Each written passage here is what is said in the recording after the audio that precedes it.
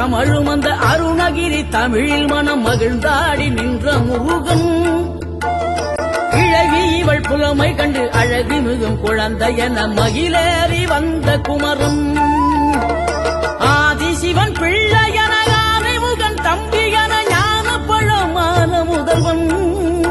நீ பாடும் குரல் வளம் கொடுக்கும் பனிமலையில் வாழும் அந்த பார்வதியின் இளைய புதல்வன். ஆறுபடை வீடும் அருள் வழங்கும் முருகா அருகே நீ ஓடோடிவா. மூவிரண்டு முகம் சொலிக்க 2 கரங்களுடன் ஆதரவு தர ஓடிவா. ஆறுபடை வீடும் அருள் வழங்கும் முருகா அருகே நீ ஓடோடிவா. மூவிரண்டு முகம் சொலிக்க 2 கரங்களுடன் ஆதரவு